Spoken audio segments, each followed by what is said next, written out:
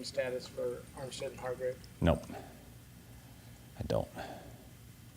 How is Juwan moving through the concussion protocol? He's in the protocol. What's the thing that stood out to you when you started looking at the Ravens defense and what they do to kind of put you guys in situations? I mean, you look at the numbers are usually the first thing you see, and you see how great their numbers are. Then you turn on the tape, and it looks just like their numbers. I mean, they're really good against the run, really good against the pass, extremely sound coverages. They know how to get after it with pressures. They know how to get after it with front four, so really good defense.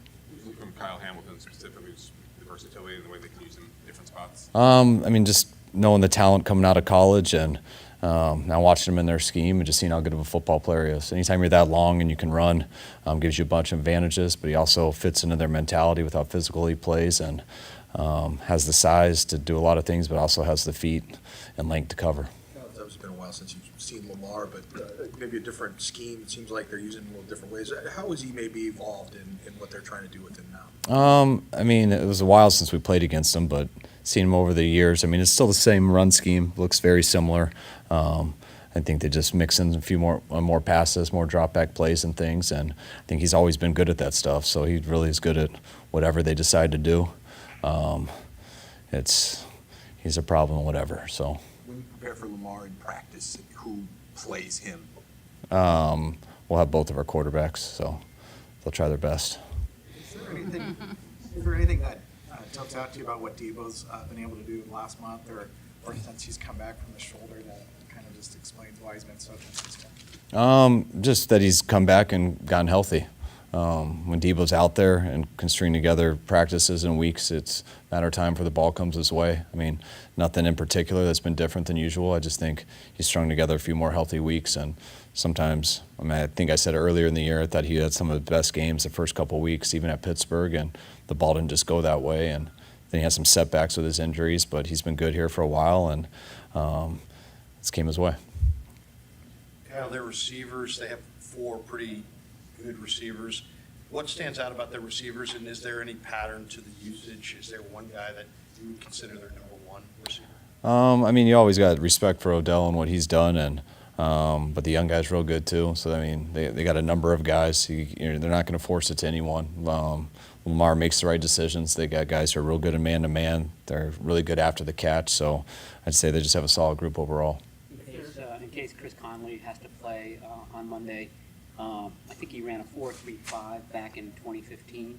Does he still have that level of speed at this point in his career? I think it's like a 4.36 now. You know, depends. You know, I know he's got it. We see it out there all the time. You know, Chris is.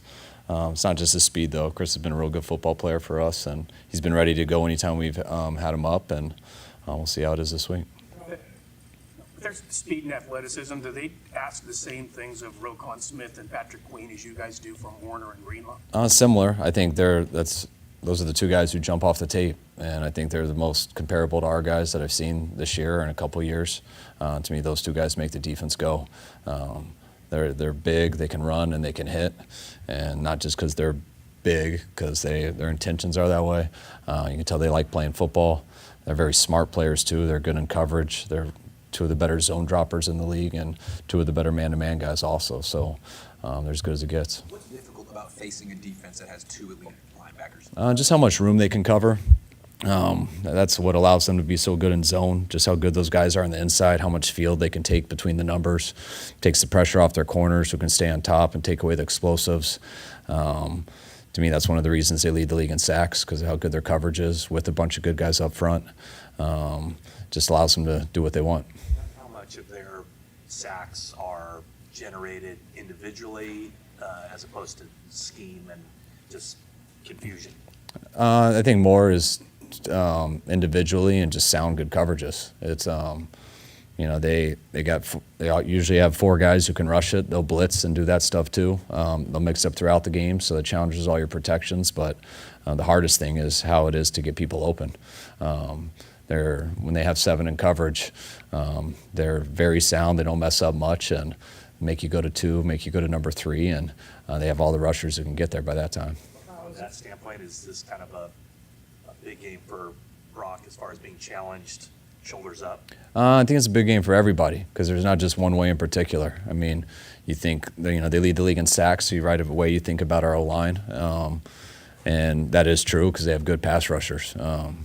But also that has a lot to do with how good our receivers do get into their spots and getting open. Brock to get in the right spots. Guys not getting rerouted so they can't get there in time. So when you play a sound, good defense with good players all over, it's a little bit of everything. How familiar are you with Taylor Stallworth? What? Taylor Stallworth, your new defensive tackle? Not real familiar. We just worked out a bunch of guys yesterday. I know our guys really liked him from what they've seen on him earlier, and definitely loved him in the workout. So we're low on numbers, so we had to get him part of this practice squad, and we'll see how he looks this week. Do you feel like your interior, your defensive line did in the game? I mean, it was a huge challenge for him. I thought, we struggled obviously in stats. I don't think it was at all on them. Losing Kalia during the game really hurt because we just tired out a lot. But I think we'll be better this week. As it relates to wide receivers and run blocking, I realize your dad's not like coaching in high school or whatever, but is that something like? You say he's coaching high school? No, I said I realize he's not like your high school coach. Oh, or gotcha. whatever, but, I was like, I don't think he is. I didn't read the wrong biography. I'm not sure. Would he was that something you would talk about with him? Like, it just seems like it's just as important to him as it is to you, like the importance of being an all-around receiver and blocking. Definitely. 'Cause, I mean, you also understand how important it is to football and how important it is to running the ball and how important it is to plays off the run. But no, that's why I could never play for myself, or I would never play for him, because even if I tried to block, I wasn't very good at it. So you can recognize that fast when you couldn't do it. Actually, the O-line doesn't get a lot of accolades, but what can you say about their performance this year and how they've helped you obviously do all the things you need to do? I think they've been great. I mean, when you look at our whole offense, just as far as running the ball and throwing the ball, you can't do that stuff without a good O-line. You can't do that stuff without a good quarterback. You can't do that stuff without good players that he's throwing to. So the success of us throughout the year so far, there's not one group that to me, isn't playing at a high level. You had three young guys who all got time at the end of the Arizona game. Luter, Linkers, and they all were flying around. What is your guys' evaluation of how they've come on this year as rookies? I mean, that stuff's huge when you can get those guys playing time. Those guys have come on strong because they've been ready to go. They've been working. Very similar to how I talked about Jair. But you never know when they're going to get thrown in the heat of the battle. And sometimes when you go out there, you got to learn by failing. And so when those guys can get into these games, especially at the end of games, and it's happened a couple times throughout the year, Luter later, but guys like D and stuff, they get a lot of experience. Each time they do it, they seem better. And hopefully they don't have to do it too much till the future. But if that comes up, which it could come up any day, those guys got a little bit more experience now, and they're getting better each week. There's a funny clip of Christian McCaffrey on Monday Night Football with the Mannings about how he flopped. And I don't know if you've seen it, but the fact that he was willing to go to the extra mile to kind of try and get a penalty called for them. Do you see that often? I didn't see the Manning cast, but were you talking about when he flopped versus Philly? I saw that, and I thought that's like the only thing he didn't do very well this year. It wasn't the best flop. You got to be it can't be so obvious. So. Better? No, not really. But yeah, you want guys to do that. You're not allowed to touch guys after the play. So sometimes guys can't see it because it happens so fast, but they can see a reaction. But you don't want it to turn into the NBA too fast. There's a lot of debate about whether Purdy or McCaffrey should be the MVP. As a former D1 wide receiver yourself, does it bother you that a Glad wide you stated receiver's that never first. won the award? That a wideout hasn't? Never. I mean, not because of my lame history as a player. I don't even want to talk about the award because it's a lose-lose. Whatever the award is, but it doesn't bother me. It just, you start to adjust to it and you look at it and it does seem like it's more quarterbacks. Doesn't mean that a wide receiver can't. Doesn't mean a running back can't. Doesn't mean a D lineman can't. If one person voted on it, then they might do it that way. But collectively, I don't know. I don't even know who votes. So you hope they get it right, but it doesn't matter that much to some people. You early in 2021, much has been written about how he had to do this and do that to earn your trust, more playing time. How much of that was tied to run blocking? Not much. I mean, it was just tied to just consistency of the game.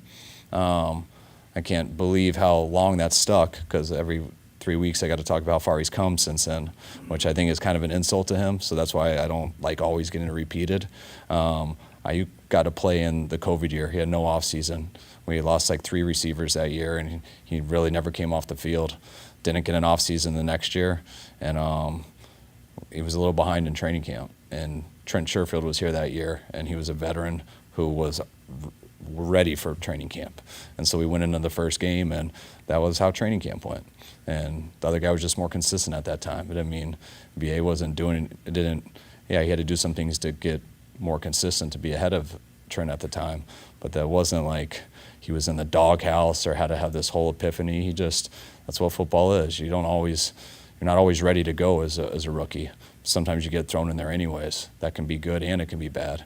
But that's why a lot of people have rookie slumps. Sometimes you learn from failing, and sometimes they don't realize, man, I played my whole time as a rookie. That was pretty good. Yeah, it was, but you got to be better than the guy behind you at all times, not just potential-wise. And I think came to camp a little off, and that's what happened. And I think he corrected that about halfway through the second game. So it's been really good since then. One follow-up on wide receiver run blocking.